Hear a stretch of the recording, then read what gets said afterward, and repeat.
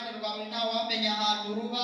Iyo umuntu muremye araza kataloge cyangwa urwandiko ruvuga ku buzima bwe ukarusigarana, nta muntu mwisi ushobora kureba umuntu ngo amenye ngo azaba iki, azakibera, azakomera cyangwa azoroha. Niyo mpamvu usanga mwisi dupigana tukanasuzugurana, ariko uwasuzuguye ukabona arazamutse akazamukana bamusuzuguye, uhaye agaciro akakagirira imbere y'abatamwemeraga. Ni ukuri Imana iteye ubwoba urihariye, igihugu utuyemo nawe urakimenya. Twese iyo tuvuze twumva dufite amatsiko yo kuzicarana nawe mu bwami bw'ijuru, ariko ukuntu uri Imana iteye ubwoba nawe uramenya niba ufite ibiro byawe bisaba gupfukama, igishoro ni amavi. Nta muntu n'umwe wigeze abona icyapa kivuga ngo muri iki gihugu ubera hose icyarimwe. Ibinyabiziga bikomeye mu isi ntawe umenya niba ari byo ugendamo, ugendera mu muyaga, mu muriro cyangwa ijambo. Uri Imana yihariye iteye ubwoba kandi uri Imana y'inyembaraga. Ntabwo bisaba ko abantu bakwemera cyane mvuze, nta n'ukugurwa nuko abantu bakomye amashyi. Abantu batakwemeye cyangwa bakwemeye ntibituma udasera kuwushaka, kandi ushaka gusanga ntabwo umuhunga kubera urusukirane rw'ibigeragezo bimugose. Twese twisanze mu ruhande rwacu, uvugana ibiturwanya biraza usekurana nabyo urabinesha urabitsinda, utubikamo ijambo ry'icyo uzatugira cyo. Satareberwaho uzabikorera n'isaha uzabikoreraho. Niyo mpamvu tukugiriye icyizere muri aya materaniro, tugukomeye amashyi n'Imana ikomeye.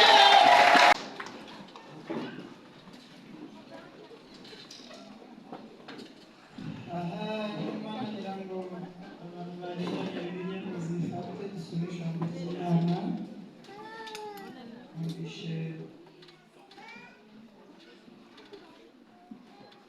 Numvise hari ibintu byinshi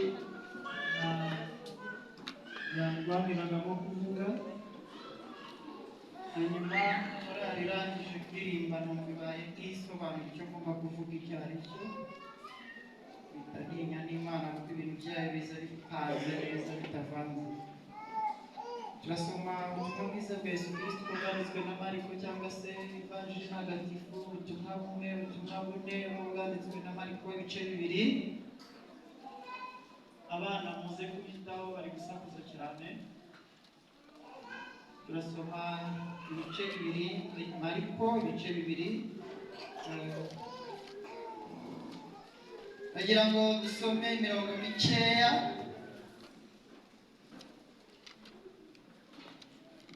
Duhere ku murongo wa mbere. Nuko hahise iminsi asubira i Kaperinawumu, bimenyekana yuko ari mu nzu, benshi bateraniraho buzura inzu, barenga no mu muryango. Nuko ababwira ijambo ry'Imana. Haza abantu bane bahetse ikirema, ariko babuze uko bakimwegereza kuko abantu bahuzuye. Basakura hejuru y'inzu aharinganiye n'aho ari. Bamaze kuhapfumura bamanuriramo ingobyi ihetswe icyo kirema. Yesu abonye kwizera ko, ababwira ikirema ati, mwana wanjye ibyaha byawe urabibabariwe. Ariko hari abanditsi bamwe bicayemo biburanya mu mitima yabo bati, ni iki gitumye uvuga utyo?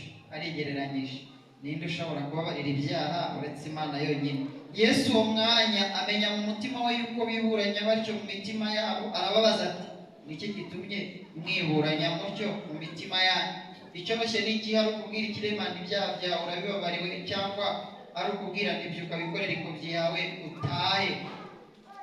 Ariko nimumenye yuko Umwana w'umuntu afite ubutware mu isi bwo kubabarira abantu ibyaha. Nuko abwira icyo kirema ati, ndagutegetse byuka wikorera ingobyi yawe utahe. 12. Arabyuka yikorera ingobyi ye. Uwo mwanya asohokera imbere yabo. Nuko bose baratangara bahimbaza Imana, baravuga bati, bene ibi ntabwo twigeze tubibona. Byakozwe n'Intumwa igice cya mbere 8 haravuze ngo, icyakora abamwemeye icyakora muzahabwa imbaraga Umwuka Wera nabamanukira, kandi muzaba abagabo bo kumpa i Yerusalemu n'i Yudaya yose n'i Samariya no kugeza ku mpera y'isi. Amen. Hari ibintu wowe washoboye kuringaniza, kandi mu mibereho yacu twe byaratunaniye. Iyo witegereje ukuntu tuguha, tuvuze ngo tuguhaye icyubahiro tuzamura amaboko tutayazamuye, tuvuze ngo tugukomeye amashyi tugukomera tukugerera tuvuze ngo turasenga tuguhamagara twe twigirira tubikora twipfuragura ubona twiciraguraho n'ubunebwe abantu nuko duteye kandi iyo tuguhamagaye igihe cyose tuba dushaka kuza wihuta ntukererwe ntunasibire ibyo tugusabye byose ukabiduha ubyujuje wowe warangije kutujera warangije kutumenya waratwakiriye wamaze kutwihorera nyine uricecekera abantu usanga turangwa no kukwiyemeraho kandi nta gikoresho na kimwe turema ari amaboko dukoresha niwe wayaduhaye mu buhanga bwawe ufite ukuntu uteye uruganda rwawe ntawamenya ahantu ruba iyo umuntu muremye araza kataloge cyangwa urwandiko ruvuga ku buzima bwe ukarusigarana nta muntu mwisi ushobora kureba umuntu ngo amenye ngo azaba iki azakibera azakomera cyangwa azoroha niyo mpamvu usanga mwisi dupingana tukanasuzugurana ariko uwasuzuguye ukabona arazamutse akazamukana bamusuzuguye uhaye agaciro akakagirira imbere y'abatamwemeraga ni ukuri Imana iteye ubwoba urihariye igihugu utuyemo nawe urakimenya twese iyo tuvuze twumva dufite amatsiko yo kuzicarana nawe mu bwami bw'ijuru ariko ukuntu uri Imana iteye ubwoba nawe uramenya niba ufite ibiro byawe bisaba gupfukama igishoro ni amavi nta muntu n'umwe wigeze abona icyapa kivuga ngo muri iki gihugu ubera hose icyarimwe ibinyabiziga bikomeye mu isi ntawe umenya niba ari byo ugendamo ugendera mu muyaga mu muriro cyangwa ijambo uri Imana yihariye iteye ubwoba kandi uri Imana y'inyembaraga ntabwo bisaba ko abantu bakwemera cyane nguze nta n'ukugurwa nuko abantu bakomye amashyi abantu batakwemeye cyangwa bakwemeye ntibituma udasera kuwushaka kandi ushaka gusanga ntabwo umuhunga kubera urusukirane rw'ibigeragezo bimugose twese twisanze mu ruhande rwacu uvugana ibiturwanya biraza usekurana nabyo urabinesha urabitsinda utubikamo ijambo ry'icyo uzatugira cyo satareberwaho uzabikorera n'isaha uzabikoreraho niyo mpamvu tukugira icyizere muri aya materaniro tugukomeye amashyi n'Imana ikomeye tugukomeye amashyi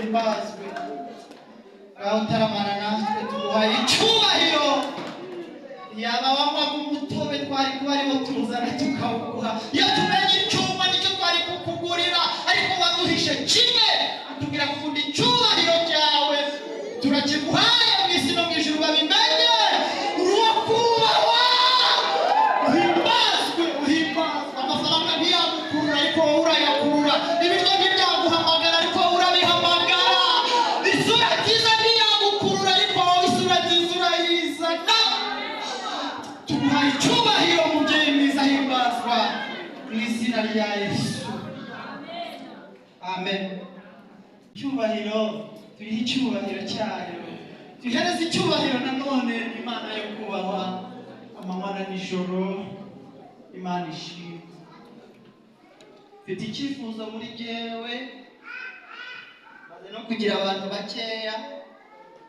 cyangwa se benshi ndumva nshaka umuntu wese uzi gutanga inama z'ukuntu bavuga Imana neza mbere amagambo ntawe uzicumbitse kuwe cyangwa wazanditse mu bitabo ariko buri wese ndashaka kujya mwegera akambwiraho nka bitatu mu byo yakoze byayihagurukije ndashaka kwegeranya ibintu byahagurutse Imana ibihagurutse abantu byo twarabibonye iyo umuntu muvuze nabi cyangwa bakamubwira ko wamuvuze arahaguruka umuntu ahagurutswa n'ikintu cyose ariko ndumva nshaka ibintu byatera Imana guhaguruka kuko abantu barahaguruka bagahagurukana imijinya na kamere no kwihorera no kugira ngo subira mu byo bambwiye ko wavuze ariko njye mfite gahunda ihamye iyo kuvuga uyu mugabo witwa Uwiteka umugabo uhindura ibintu kandi ababisinye ko bidashoboka bicaye aho ngaho yabihindura bakarebana bakabura icyo barenzaho umugabo utanga ijambo bakwicaje ntaryo baguhaye yavuga ngo nguhaye ijambo ugahaguruka akaguha n'ibyo uvuga umugabo utanga ibyo kuvuga ntibimushirane umugabo ugabura muri stoke y'ibyo ntibishiremo umugabo urera ntacutse gajugunye umugabo uha agaciro n'abasaza bakimwubaha ariko haleluya numva nshaka kwegera namaze iminsi ndeba isi iratuzengurutse kandi tuzengurukanye ubuhanga bwinshi kuko imbere hano duhagaze habanje abantu bazi kuvuga bazi byinshi bafite psychology abizi bazi ibintu bikomeye ntabwo ndashaka ngewe kumenya icyahagurutse umugabo witwa Uwiteka utuza aho utari ufite ikibanza akahagusinyira akaguhereza ikibanza, uguhereza imodoka hari abayigendagamo akavuga ngo ndayiguhaye n'iyawe, uguha umuceri uhenze utigeze ugaburirwa n'abakubyaye n'abagukunze bose, umugabo usobanura ibyari bisobanye, umugabo utagambana utitabira inama z'ubugome, umugabo uha agaciro abamwemereye. Numva ariko tumuha amashyi y'umugabo, numva ashaka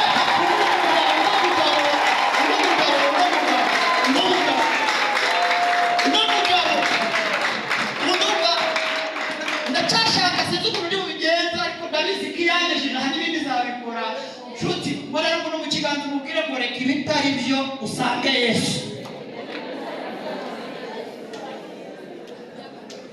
Nabonye abantu bakuru b'abasaza bayoba inzira bagatakara, yakubwiye ibintu ukabona bisiri bantu bireba, mbona abantu batubwiye ibintu uko bishoboka ariko bagira agatima kivuguruza ngo turabona bitagishobotse. Nabonye abantu barema inama ntibakubwire, Imana igafata ibyemezo ikagusanga ahantu utazi ko bari bari, ikakubwira ngo nubwo hanze wibi ariko njye mugabo uhagarariye abandi bagabo ndabisenye nguhaye agaciro.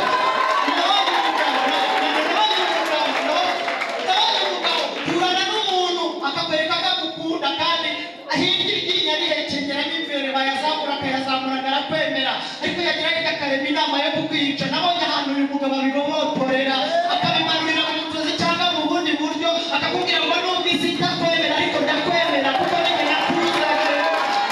Tumwongera amashyi n'umugabo arayakwiriye.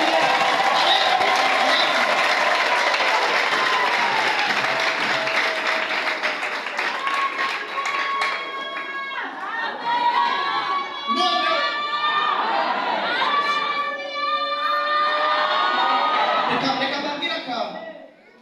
Kera najyaga ngira ubwoba bw'ahantu hamwe ntahagarara, nkajya ngenda nyine abantu bakavuga, nareba umuntu naresha n'ubwo ahagaze mu bwoko burangije, ariko ibintu byose namaze kuvumbura. Umuntu wese uzabona utinya niwicara wiherereye uzamenye ko akora ibintu bitatu. Icyambere arasinzira, bisobanuye ngo ntacyo yakumarira igihe yasinziriye, ibyo kukwica byagufatirana. Kabiri, nabonye umuntu atunga amafaranga ariko intambara ije atagiye kuri konte ntiyayavana yatavuye mu rugo ngo agende, ariko dufite Imana yatangisha ijambo ikabwira ngo ndayaguhaye. Nabonye Imana ikora ibintu itaje kuyibona ngo ni inzobe cyangwa ni igikara, ngo ni Imana iza bakamenya ko ariyo yagusuye. Rero reka gendere muri iyi ndirimbo tuganire ijambo rivuga ngo shakisha uburyo uyivuganira nande na Yesu. Ni ahangaha tugiye kugendera. Nanditse intego zigeze nko muri 7 hano, hari bivuga ngo mushake mwivuganire, shaka Yesu, shaka ukuntu mwakwivuganira, mwibwirire, mwivuganire, mwikurikirire, mwirukankireho. Ndabyandika nyine numva byanditse neza hano Korani ivuga iti shaka uburyo. Tugiye kuganira kuri iri jambo, abanshyigikiye tuvuge ngo amen. Cyakubwira ngo hagati yawe na Yesu vanamo umuvugizi, vanamo umuvugizi hagati yawe na Yesu, vanamo umuvugizi, ahubwo wowe umwishakire. Maze iminsi mbona ibintu, ariko reka mvuga akantu kamwe nabonye kuri YouTube, sinamenya ngo nihe channel yabashyizeho, nimba ari Afrimax, nimba ari Bohoka, sinibuka. Ariko umukobwa yarazi gusoma no kwandika, hanyuma umusore ntabyo azi. Noneho ngo bafata umuhungu bamushyira hagati yabo, umwe atuye muri Kigali undi yaratuye mu ntara. Ni mu minsi yashize none agasangira uzakabona. Hanyuma umukobwa akajya yandika ibaruwa akayihereza umusore, umusore akayishyira umusore w'inshuti y'uwo mukobwa.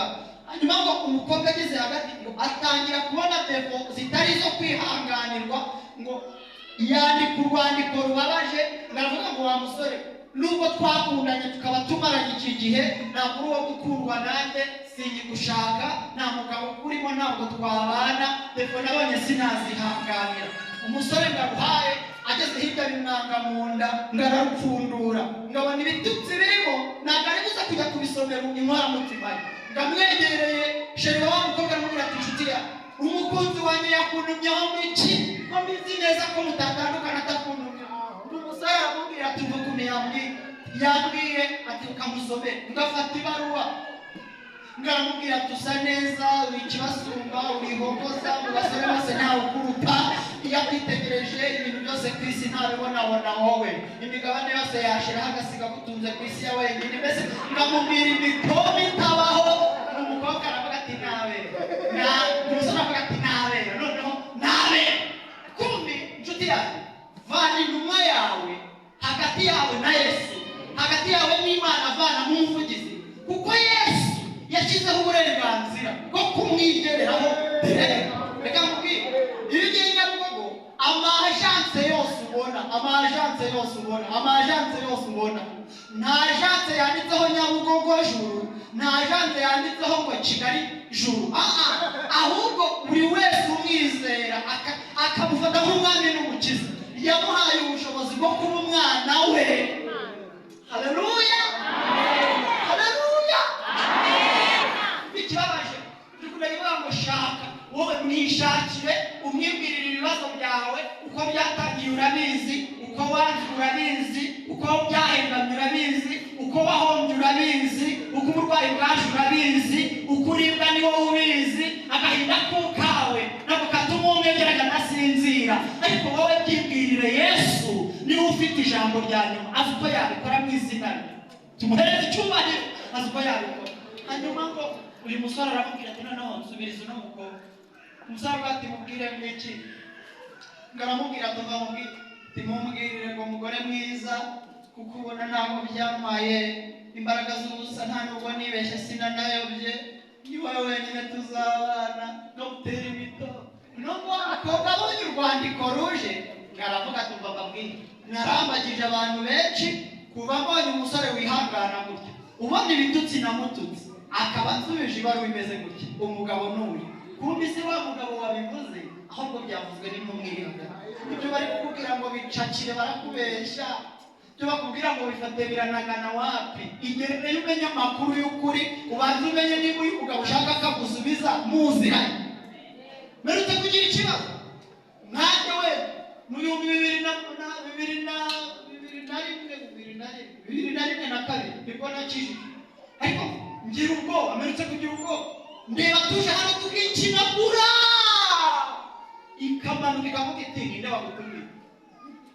Reba imyaka umaze useka, Kanyarira, Kizabonwa, Shiro, Banguka Gutabare, Marembo y'Ijuru, hehe. Reba Imana imanutse none ahangaha ikavuga iti wowe uwahe? Ikavuga iti ntabwo uzi ko nabatijwe mu mazi menshi mu Gasavi. Ikavuga iti ninde wakubatije zahu? Mbariza umuntu muri kumwe, Imana uhamagara muraziranye, banza utekereze kano kantu konyine. Merutse kukiga afata icyemezo, ndavuga ngo ibintu byose ndabisukurimye, ninjye ugiye kwishakira Imana, mbanze menye ngo mu mazini hamagara ndimo. Mwene bagabo, ni nk'uko uno mubyeyi uno mupapa abana berekanye kuba mubaza, avuga ati ngiye gutanga 8, nawe ukabyumva ukajyayo, agahamagara abana be, wowe ntabwo agushyiraho. Kabone nubwo waramuragiriye inka yari afite, wiswe umwana we, witiriwe kuri umwana we, ariko mwirangamimerere muba afite ntiwurimo. Mwanyemerere tukishakira Yesu, akabanza akanatubwira ko tuziranye. Abamukeneye, haleluya, abanza tubwire niba tunaziranye. Merutse kukibaza, ndeba bari n'ibiti amajoro we, uri ibiti ufite ikibazo. Sinshaka kujya mu itsinda icyocorana, groupe WhatsApp z'amatiku sinzikeneye, utwumva tw'ibyo bambwiye bakubwiye sinyufite. Mfite umwanya wo kubaza ngo niki gihagurutse Imana, nicyo cyonyine ndi kwishakira, ibindi mubyihorere. Kuko ntukererwa mu kumva ibyo bavuga, ibyo yavuze ntaho kubishyira ufite. Ariko mureke turebe yavuze ngiki, kwanza yakuvuzeho iki. Hanyuma rero ngo barabanye, icyamufashe nuko batandukanye. N'umugore n'ubu mu minsi ishize numva mu buhamya kuri YouTube avuga ati kibabaza iyo menya kuri urwandiko koko ibyo bagusomeye atari byo nanjye. Iyo mbimenya rero irakererwa ntabwo ijya izinduka, iyo mbimenya izanye. Ariko munyemerere twishakire Yesu mu izina ryane cyane, mushake mu izina rye. Dusoma ijambo ry'Imana riratubwiye ngo basoza bavuga ngo bene ibi ngo nta hantu twabibonye. Uziko hari ibintu bishobora gukora uyu munsi bagahita bavuga ko ari bishyashya. Byagenze bite? Yesu amaze kubatizwa n'uwitwa Yohana, umwuka wera wamujeho, Yesu ajya mu butayu amarayo iminsi myinshi, Satani amugeragereza, ariko Yesu ahabwa imbaraga zidasanzwe. Yesu yamanutse akiza abantu. Uzabona ahantu muri Bibiliya ngo yahuye n'ufite ububembe, wari ubembye, ngo amukijije, amubwira ijambo rikomeye, ngo aramubwira ngo ndagukijije ariko ntuzabivuge.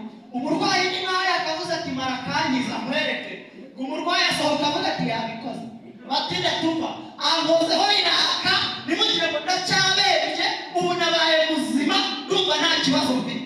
Batinde ngo baramwegera bati dusobanure neza. Ngaho ati yabikoze. Icyo nzi cyo yambwiye ngo simbivuge ariko yanyije. Baramubwira bati ninde? Ati yewe ni wa mugabo witwa Yesu. Ngo abandi ngo bigera mu matwi. Leta y'u Rwanda hari imvugo yahinduye n'igikoresho ntacyo kugira ngo wenda bivuze nabi.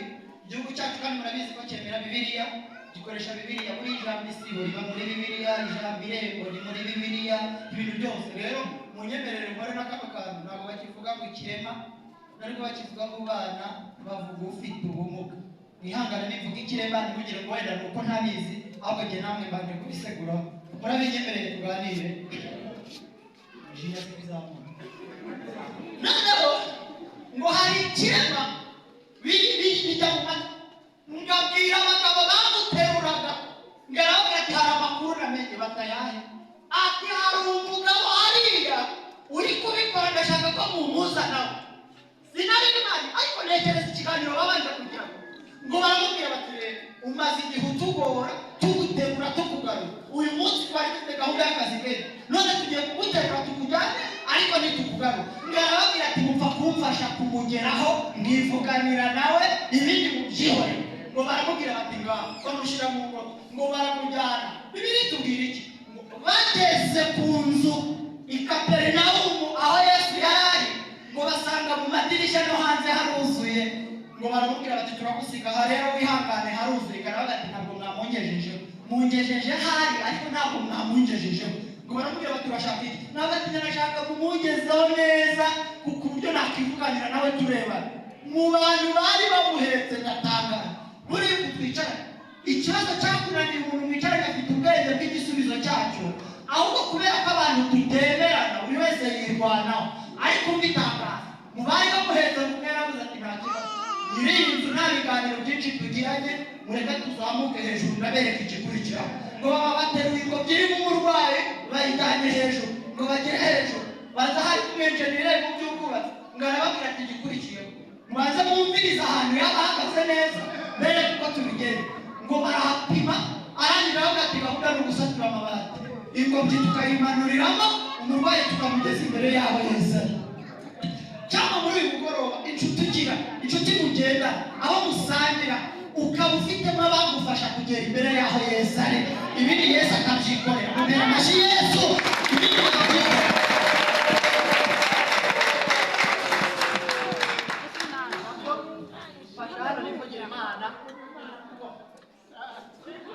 Haleluya, haleluya. Twivugira Imana. Haleluya. Haleluya. Hanyuma ngo amabati barayasatura, amakuru ntazi nayo ikibazo cyangire, ariko ntubibazike nanjye sinabikurikirana. Ngo basatuye amabati, ngo babwira umurwayi bati wamurebye, ngaraga ati ndi kumureba ariko ntabwo namugeraho. Ngo baramubwira bati sisiteme rero bashaka ngo wowe ushake tekinike, izo mu butayu barazikoresheje urazizi, izo gusakuza barazikoresha urazizi, izo mu mazi barazikoresheje urazizi. Shaka tekinike yawe uri bukoreshe, niba uri busimbuke, niba uri bwicare, niba uri bubigenze gute, shaka tekinike itarimo akavuyo uri bukoreshe, ukivuganira na Yesu, ukamwibwirira ikibazo ugize gute ufite.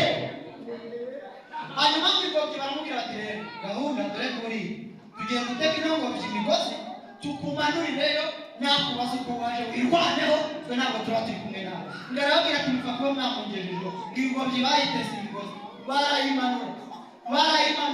Abari bari mu nzu murebe twese twicaye hano, ngo bagiye kuba babona ingobyi iramanutse, imanutsemo umuntu. Yesu ngo arareba shima Imana iyo Yesu yakureba n'abataraguhaye umwanya barakureba. Iyo Yesu azindukiye kwawe n'abataragusuraga baza bamuherekeje, ariko mwambere Imana bashire kugira ngo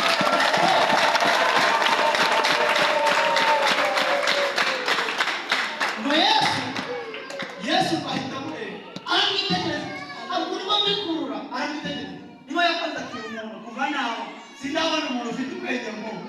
Noneho ko Yesu ariwe wari ufite ijambo, ni nawe jambo, ni nawe ufite ijambo, acecetse n'abandi baraceceka.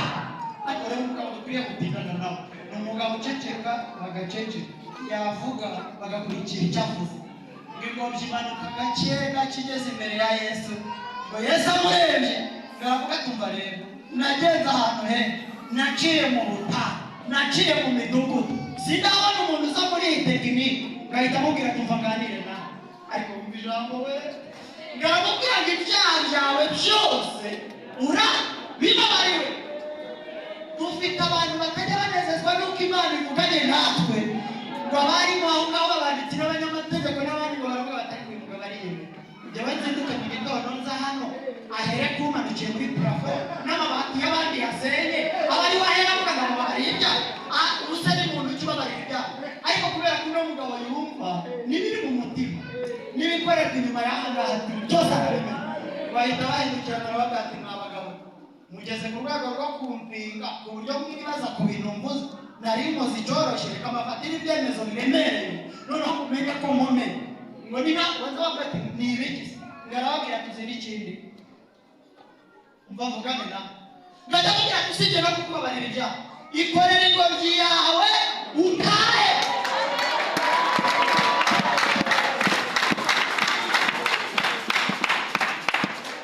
Nyine muri kuyakoma n'abatabyumva, uretse mubwira impamvu muyakoma n'abatabyumva. Reba umuntu ari se yaje amazemo imyaka 20, umuntu akamubwira ngo ikorere ingobyi yawe ugire gute utahe. Icyambere abadogiteri ntibabyumva, abarwayi barwariye ntibabyumva, abasiriveya ntibabyumva, abasekirite ntibabyumva, abantu bize indwara zo mu mutwe ntibabyumva. Noneho ukamubwira ikorere ingobyi yawe utahe, abari aho bose ngo baravuga bati reka turebe ibigirwa kuri cyawe. Umugabo ariyemera, cya kirema ngo kiri konsantara cyumva ahantu hose birakunze.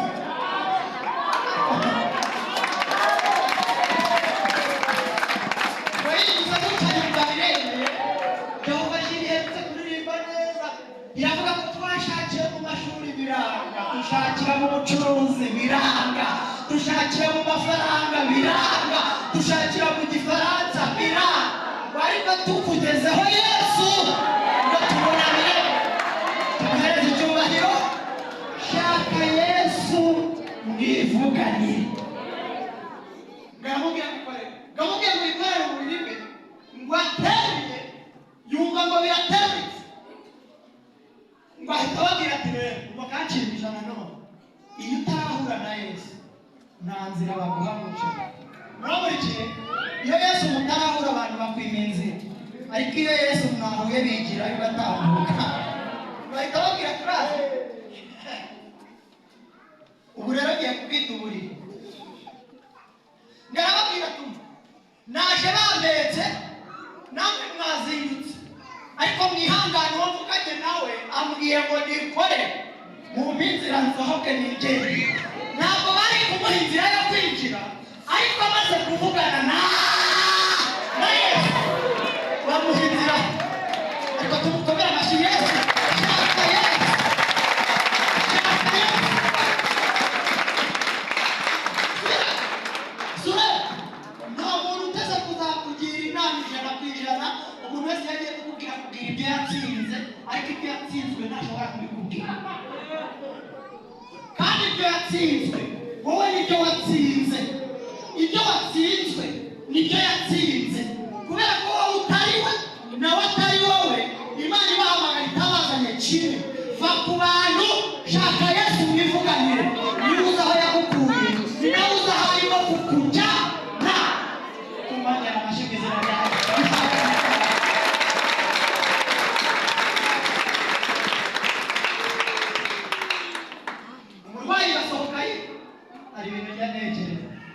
ari mu nzira yiruka muri kigali utuntu tubiri ndimo ngo ari mu nzira yiruka agenda umwana we yari yarwaye umwana we yari yarwaye biravuga ngo yari umutware w'isinagogi reka tumugereranye n'umuyobozi w'igihande wari udusengero duto udushaperi ibihande nyine wumva yayo yarakomeye yari nka mwarimu sinzi niba twamwita mwarimu reka tumwite umuyobozi w'igihande abakiri kumwe nanjye ntabwo yari umwana arwaye baramubwira bati reka wikwigo arimo arabikora ageze hariya hafi yari atengatega umwigisha Yesu arimo arabikora agenda umurebe azarambura ibiganza ku mwana wawe arakira yayiro ngo haguruka ari kwiruka wa muntu Yesu yabwiye yikorera uburiri bwawe nawe ari mu nzira yayiro ngo ahuye na Yesu aramubwira ati mwigisha umwana wanjye ameze nabi Yesu aramubwira ati inshuti yanjye humura ndaje tujyane kwawe umwana wawe musengere akire ngo bari mu nzira bagenda ndabatangariza ngo waba uri wikoreye uburiri yagiye hari umugore wari umaze imyaka 12 ari ngo akubitana n'umuntu wikoreye uburiri ngaramubwira ati ngaho ko bakubitse ko wenda akakuva wowe utakugenda rero ukomeze nawe ikintu cyarangiye nabona wikoreye uburiri ngaramubwira ati twahuye niyo babikoze twahuye niyo babihinduye twahuye niyo karuhura twahuye w'ingereza afite amakuru yo kubwira abantu garuka hano inde ngaramubwira ati uhagaze mu gicucu cye ukoze ku ncunda z'imyenda cyangwa muvuganye ijambo wahita uki n'umugore aramubwira ati inshuti yawe imyaka 10 irashize ndi kuva merewe nabi none ndagira ahantu ngaramubwira ati wirwaneho icyo nuko yambwiye ngo nikorere uburiri nkamusiga mu nzu arimo akora imirimo umugore aramubwira ati ndaje gushaka ariko haleluya rata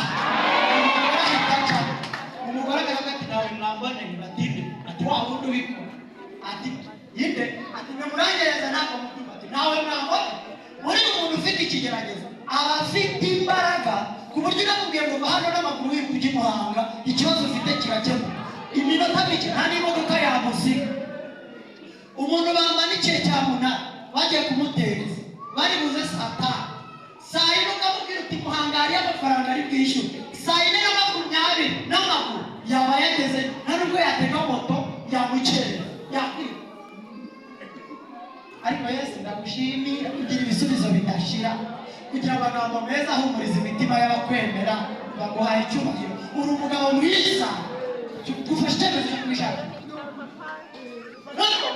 umugore agenda avuga ati ntawe mwambone nk'amati dore nguriye hakurya kuko Yesu aho yacaga ubundi rero reka tujye tunamuvuga tuvuge ibyo dushyikira hari n'ibiturega bikadusiga Yesu aho yacaga dayimoni va mu muntu unakira wowe ikorere muri bwawe ugende icyondo ku maso genda ukara urakize bavuga bati ati nanjye yarabikoze abantu bagendaga bavuga imirimo ya Yesu ubundi akabwira umuntu kumwe ngo tuvuge ibyo yakoze tuvuge ibyo yakoze bwa burozi yakurukije yamanuka yakurinze za nkuba yakuyeho ya mivugo yadukijije tumukomere amashyi tuvuge ibyo yakoze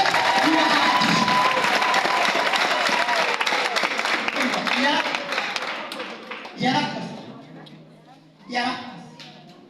nako umugore agize amahirwe ngo abona ahantu ari ngabo rero ati nakubona mwibuke yagiro ari kumwe no kwigisha na Yesu bari mu nzira bagenda ngo bajye kwa Yayo ariko umugore yiruka ngo umugore araza bageze aho bari Petero ati mada kuri kutubwira cyane habaye icyo umugore ati byihorere ntabwo ari wowe nshaka niwe Petero ati kutubwira ati oya niwe nshaka ntabwo ari wowe Petero ati sorry dore nawe urimo uratukanaje umugore kagahita ati nta wundi niwe Yohana ati mada kutubwira rero ufite abantu bagenda bagusubiza inyuma utamubona nkuko Zakayo byagenze nyine Zakayo ati ko kubona ndi na mugufi ntawambeka nibura ngo ndebe bamwe ati tuguheka se twebwe ibyacu biratworoheye nta muntu n'umwe ufite umwanya wo kuguheka ntawe uzajyana ibyifuzo byawe samatare n'ibyo byamunaniye ahubwo mureke duhanga amaso Yesu niwe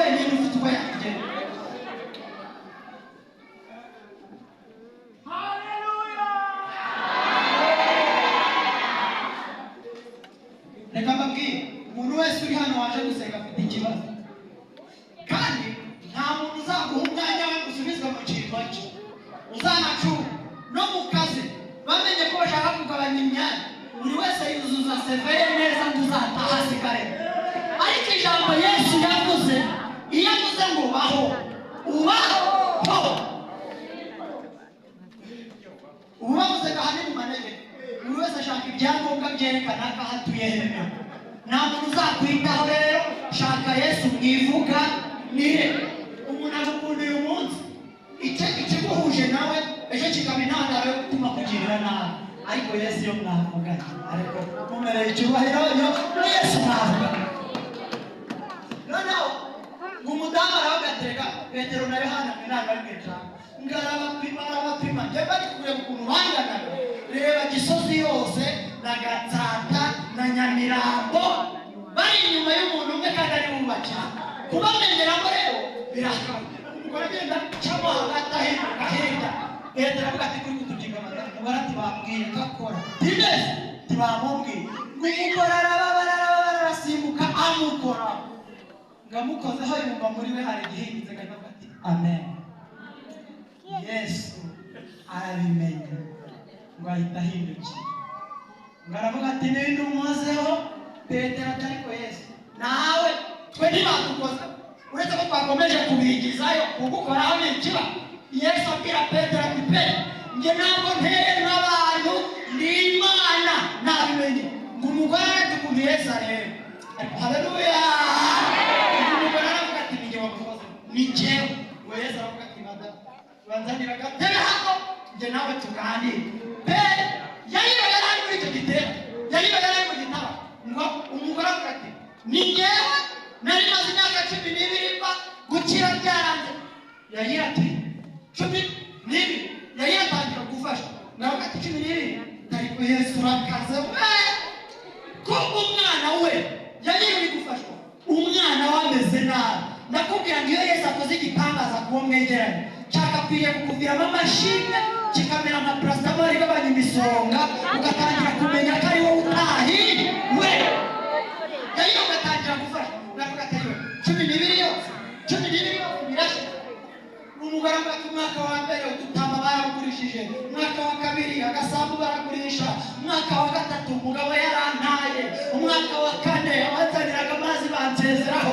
ngo yagira ati mama we Yesu niwe karura, urushe wese niwagana, izina twamuhaye ni ryiza we. Yesu niwe karuhura abagabo bananiwe.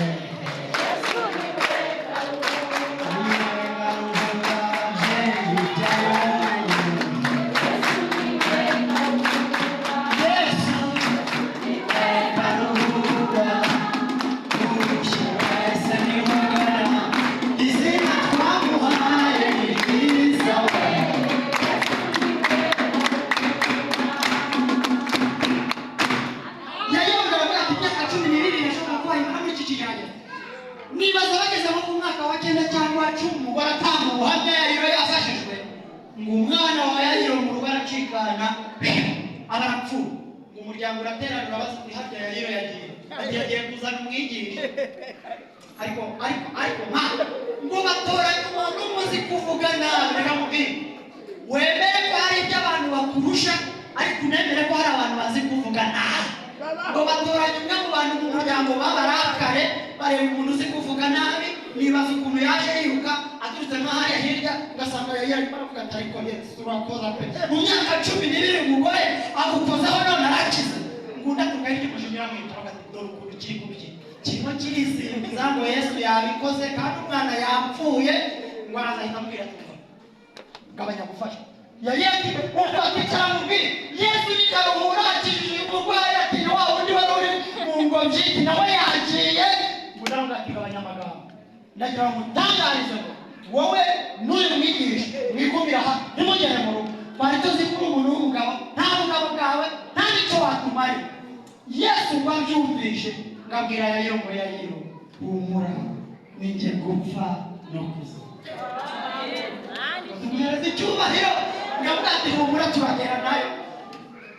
Yayiro ngo bahita bahaguruka, kera atakivuyemo yaragiye gukata arabikora ati nanjye yangijije Yesu babwira Petero Yakobo na Yohana yaravuga ati muze tujyane mbeke ukuntu turi kumwe n'imbaraga zihagarariye izi ngo bageze kwa Yairo bitekerezeho mama bitekerezeho umugabo yagiye mu gitondo agiye kuzana muganga akaza saa moya kandi bari witeze ko saa tatu aba yahageze banzure umujinya uriya mugore yari afite ukuntu wangana yariyoka agihinduka umugore bazavuga ati ariko uri muzima urarwaye ufite ikibazo ngo se murajya Yesu ngo araceceka ikintu wundira Yesu rero mu kibazo Yesu ntavuga menshi ahubwo Yesu akora igikenewe Yesu akora igikenewe ngo Yesu abwira abantu bose ngo musigare hanze ndajyana na Petero na Yohana na Yakobo ngo ariko na mama n'umugabo ise w'umwana na mama we binjirana mu nzu ngo bageze aho umwana yari aryamye abari mu nyuma haleluya bongera haleluya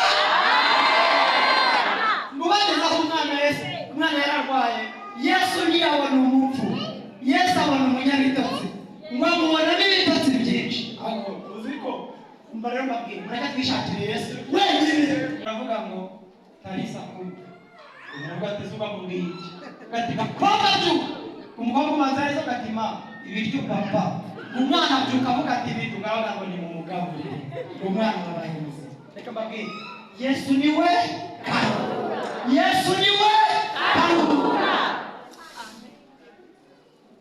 umfashe na gahunda tugiye gusenga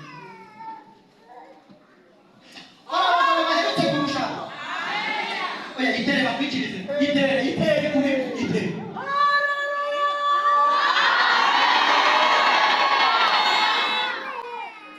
mfite icyifuzo wenda sinashobora kuvuga neza ko ndacyabishaka nubwo nshaka kuzavuga wenda bazahagarara nk'umuga nimba nahagarara nko ku munara ku buryo na Kigali yose nabanye w'amasipi ariko bizakura abakigiye tukivugira Imana tuvuge ngo amen ibibazo byawe byose uceceke no kubitondekanya ntiwabishobora hari abantu babiri Imana yerutse kuduhura muri cya gitabo cya kera mwirababwira ngo ni mu byifuzo bitatu bisobanura bicaye ngo bari batetse nawe unyumvire kugira ngo umenye ko tutanorohewe no kumenya ibyo dusaba biragoye ngo umugore n'umugabo bari bari kuziga mwirababwira ngo mu byifuzo bitatu ngo umugabo aravuga atari kowe umugore aravuga atari kiriziga waje utamenya ni inyama po cyifuzo cya mbere umugabo aravuga ati madamu turye ibijumba dusoze hano dupfapfane inyama barazimanitse mu gisenge kumbura igisabo umugabo aravuga ati yaba yari gufasha ku gahanga icyifuzo cya kangahe cya kane umugore ateye inyama ingengo umugabo aravuga ati ma yaba yari muvuye mu gahanga icyifuzo cya kangahe cya gatatu hari n'igihe dusenga ntitumenye ibyo dukwiriye gusa kumenya ijambo n'inzomo rivuga ngo Imana iduhishurire igikwiye kugira gute kubanza rero ureke dushake Yesu anadufasha gutondeka ibi bintu kuko yamenye uyu muntu akeneye kubabarirwa ibyaha icya kabiri akamenya ko akwiye kwikorera uburiri bw'agataha twebwe n'abantu barimo bashaka igitangaza mbere yo kwemerwa n'uwo bari gushaka ariko Imana iduhiyereka tumenye uko twabitondeka haleluya haleluya katwishakire Yesu tugiye gusenga mperutse gusoma Bibiliya n'ijyenyine ndaseka nenda yarabafashe umunsi umwe ari kumwe n'abigishwa be ngo abantu baba benshi ngo abigishwa baravuga ati ariko kudasezerera abantu bwinshi wese aravuga ati se murabasezerera iki aravuga ati bashonje basezerere bagende reka wese aravuga ati ni mu magaburire baravuga ati ariko Yesu udufite ungahe n'imitsima ingahe tubibagaburire Yesu aravuga ati dayimoni y'inzara iracyahari baravuga ati mubagaburire ngo barabagaburire mumurikire ngo babagaburiye ngo barya imitsima barasiga abari muri icyo gitera ngo bazabavuga bati yo twayimanyaguye ati biki ati imitsima yari kuri uriya mugabo ngo abacuruzi ngo bashaka imifuka ngo baravuga bati ejo rero tuzashaka ba Kinigi ku buryo nibura imifuka 7 nzajya nyipakira ejo twajya kurangura imigati ngo bashaka imifuka bayicumbikisha muri karitsiye aho ngo bakurikira Yesu uwo munsi umubare uriyongera Yesu agenda abwiriza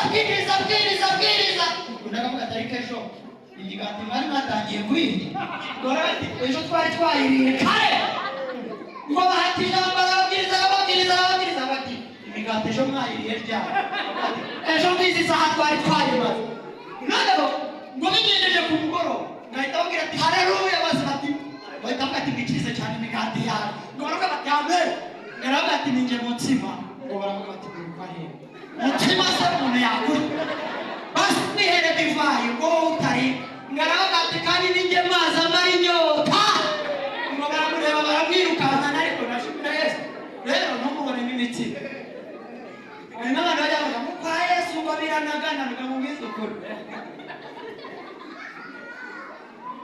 yababwira utuntu tubiri umwana wo mu rugo rw'ahantu niwe uzi ukuntu abanye n'ababyeyi uramurikiye mwishakire umenye imibanire yawe nawe ibindi byose uzabibona hari igihe ushobora gushaka reka twisengere tubwire mwarimu dusengere tubwirire Yesu ngo Yesu turashaka kuvugana nawe kuko ibyacu byose uko byatangiye nuko biri turashaka kuduha imbaraga ukadukora ku bwenge ukanadutondekera ibintu ngo twabikora mu izina ryawe amen. Turagushimye kuko niwe jambo kandi uvuganye natwe ijambo ryawe ubuhanuzi bwuzuye unyujije umugaragu wawe uyu mwanya rero twumvisha imvugo yawe nziza ituyobora inzira kugira ngo tukugereho vuba umuntu atiriwe avunika ajya ahandi kuko niwe rembo ry'intama. Dushimiye rero yuko ibyifuzo nuko tubizamuye urabireba byose uko bitondetse kandi urabizi cyane bera igisubizo buri muntu natwe tunyuzwe nuko urangije kuzagira. Reka tuguha amashyi n'impundu kuko natwe bakoze mu mwanya izina rye rishimwe hejuru tubikore twubahisha kubwa Yesu Kristo tuzambara. Amen.